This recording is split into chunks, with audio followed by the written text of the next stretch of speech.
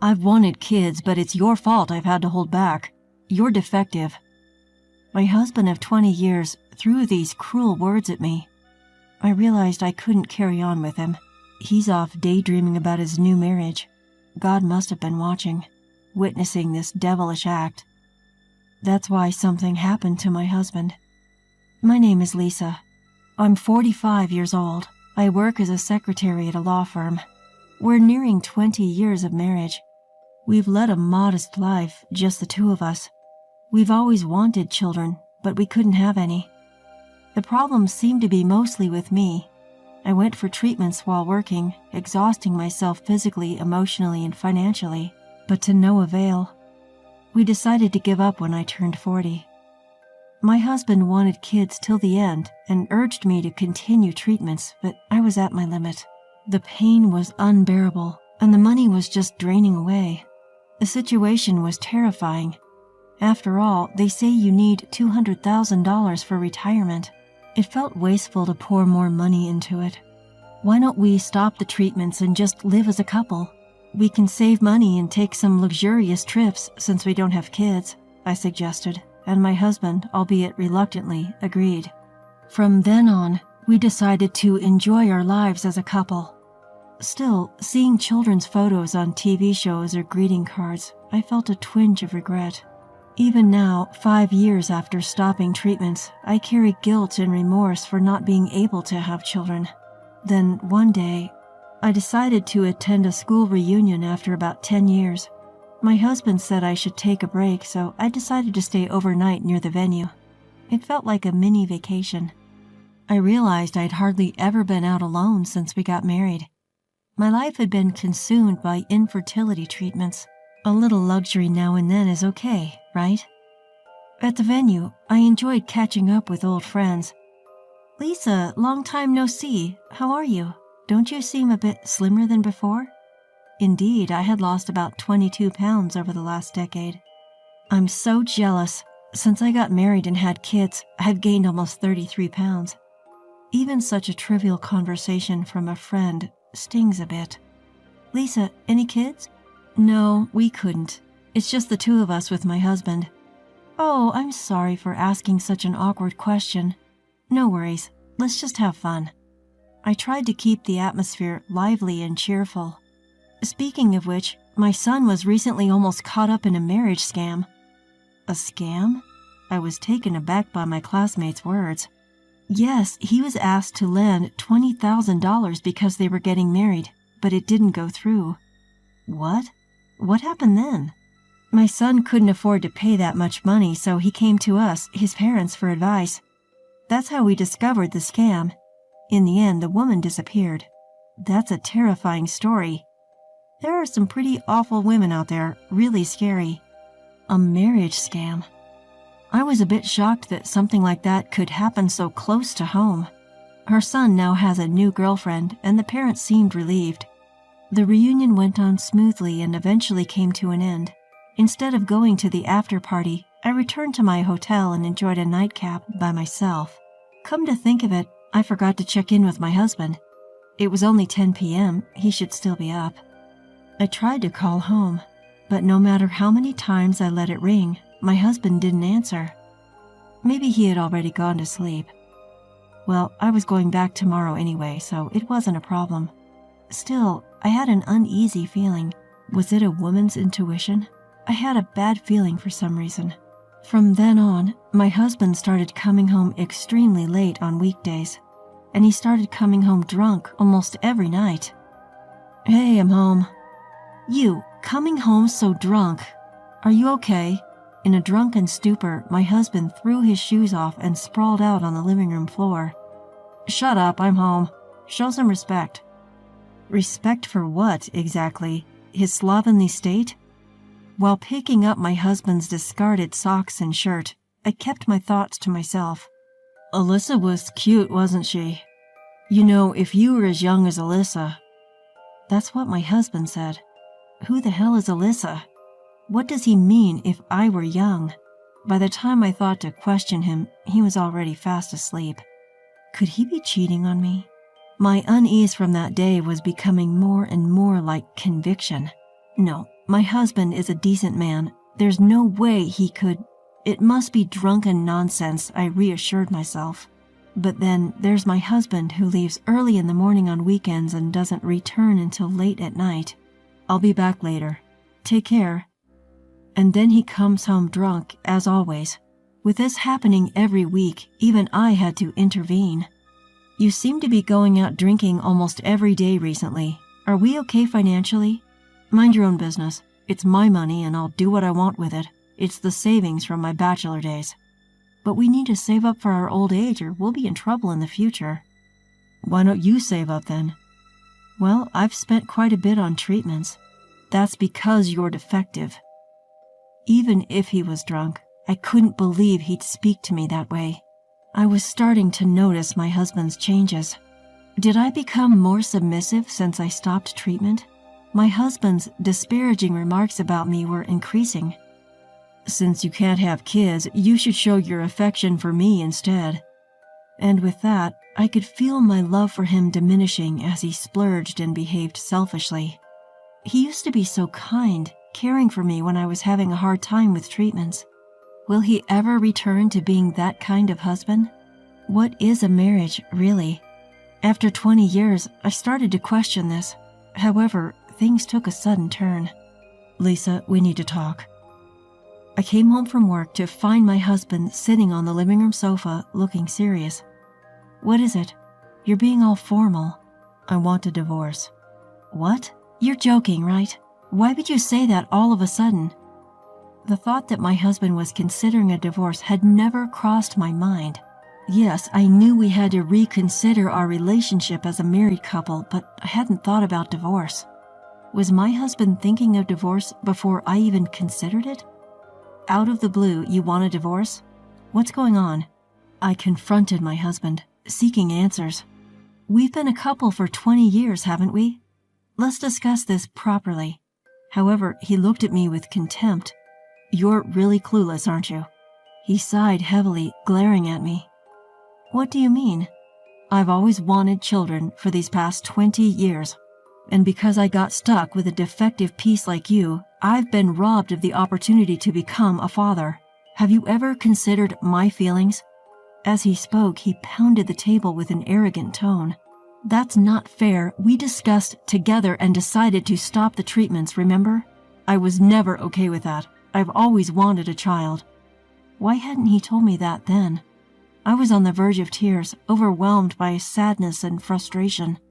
Well, if you sign the divorce papers, I won't have anything else to say. Proudly, he pushed the divorce papers on the table towards me. I've actually already decided to remarry. What? Remarry? Yeah, with a 20-year-old girl. A girl? Are you saying you've been having an affair? No way. I plan on marrying her as soon as we're divorced. He announced this with a smug satisfaction. A 20-year-old girl was marrying my husband? This couldn't be happening. Alyssa, she's sweet and cute. The perfect wife. Not like you. Alyssa. That was the name my husband had mentioned that day.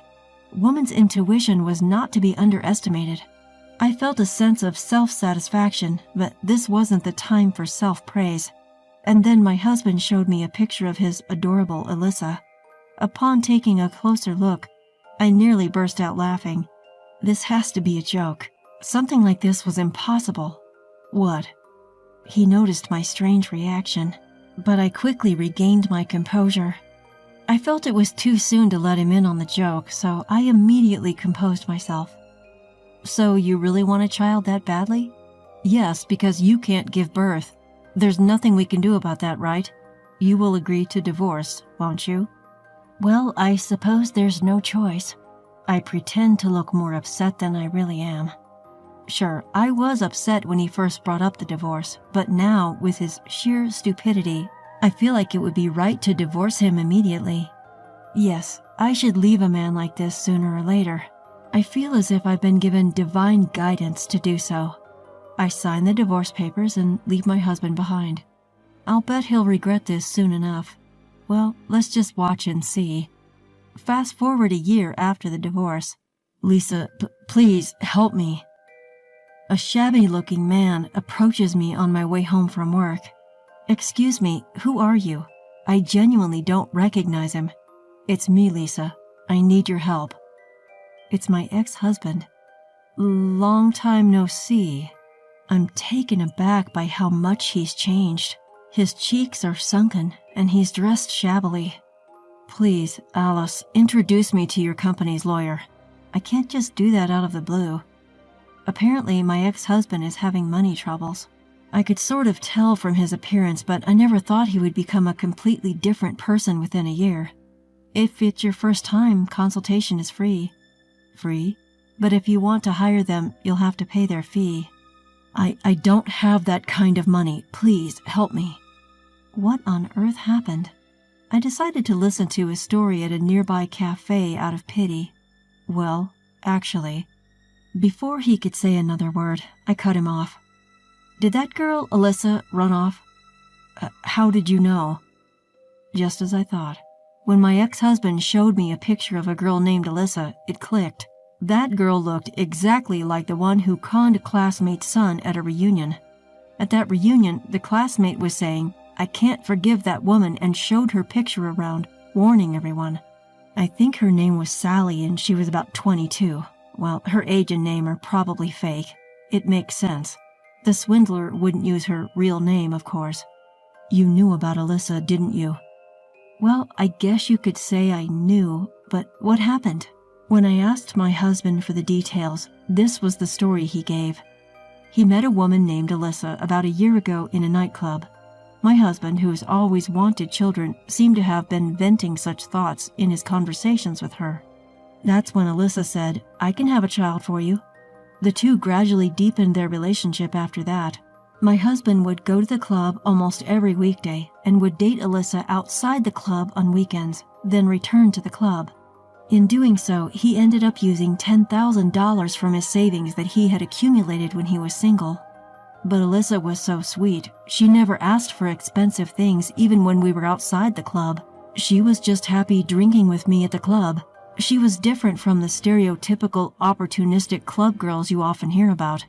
She didn't need designer goods or jewelry. She was satisfied if I was there drinking with her at the club. She was hardworking and sincere. We had agreed not to touch each other's savings from when we were single, so I never noticed anything. I thought it was his money and he could use it as he pleased. I had no idea he was spending that much. And then Alyssa showed her true colors. "I want to get married, but I have debts, so I need to repay them, and it's about $20,000.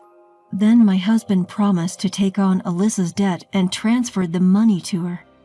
They moved in together right after our divorce, but Alyssa continued her night work and rarely came home. And then she quit her job at the club and disappeared. Of course, she took all the money and ran. Just how foolish can he be? I started to feel pathetic for having been married to such a man for 20 years. Did you make a promissory note? A what? When I asked, my husband looked puzzled. You lent her money, didn't you? Didn't you get a note? We were going to be a couple, so I didn't do such a thing. Really? So doesn't it mean you just gave her the money? Is that so? In this case, it seems like you donated $20,000 to Alyssa out of goodwill. This woman must be a pro. In the case of donations, if the amount exceeds $11,000 in a year, gift tax is imposed. Depending on the case, the receiver might be taxed, so Alyssa just took $20,000 in cash and vanished. And she split the money into 2 parts across 2 different years. That way she wouldn't exceed the $11,000 limit and could avoid taxes. The reason my husband thought she was a good girl who never asked for material gifts was because she knew the law well. So what should I do? I don't know, maybe consult a lawyer? It'll cost you though. Upon hearing that, my husband's shoulders slumped. I've used up all my savings from my single days. The woman I loved ran away from me. I can't tell the company that the marriage is off after I've already told them about remarrying. I boasted about getting a younger wife. Isn't that his own doing? Although I thought that, seeing his pitiful situation, I couldn't say anything. Lisa, it's my fault. Please, come back to me. I realized after you were gone, you were the only one who cared about me. I don't need kids anymore. I'll let you do as you like. You must have been lonely too, right? Does my husband still misunderstand that I still love him? That matter ended half a year ago in my mind, so I confronted him with reality. You know, it's been a year. What's with this sudden change of heart? Isn't it a little too late now? Lisa, are you going to abandon me? Well, it was you who pushed for our divorce in the first place, remember? Lisa, you're the only one I can rely on. My ex-husband looked utterly exhausted. I decided to show him a little mercy. All right then, shall I call up a lawyer friend of mine? Lisa, thank you. I knew I could count on you. With tears welling up in his eyes, my ex-husband seemed genuinely grateful. And the one who came to the coffee shop was Mr. Johnson, the lawyer from my company. John, over here. Lisa, who's this? He's an acquaintance. Seems he's in a bit of a bind. Is that so? Nice to meet you. The name's Johnson. My ex-husband seemed somewhat perplexed by our overly familiar demeanor. You see, we've been dating for the past 6 months. Now what was it you needed advice on? As I finished speaking, my ex-husband looked as if he was in a daze. No, well, I think that'll be it for today. Suddenly snapping back to reality, my ex-husband hurriedly left the coffee shop. In the end, he couldn't afford to hire a lawyer, and resigned himself to his fate. Rumor has it that his company has been abuzz with talk of his unfortunate situation, left by his soon-to-be wife, ignored by his ex-wife. It's a small world. Who would have thought that one of his colleagues was at the same coffee shop, overhearing the entire conversation from start to finish? I heard through the grapevine that he's frantically trying to find a new partner, terrified of facing old age alone. Who was that guy? When Mr. Johnson asked me about it later, I told him the whole story. I'm sorry for involving you in all this. The truth is... I see. You've had quite the ordeal, Lisa. The part about me dating Mr. Johnson was a complete lie. I had asked him to play along with the charade. Sorry for all the trouble. No worries, Lisa. I'm glad I could be of help. By the way, do you have any plans after this? Excuse me? How about grabbing something to eat if you'd like? Caught off guard by this unexpected turn of events, I was a little flustered. A fresh start in my mid-40s. This isn't such a bad beginning. Yes, I'd love to. I was certain a fun-filled future was awaiting me. I couldn't shake off this feeling.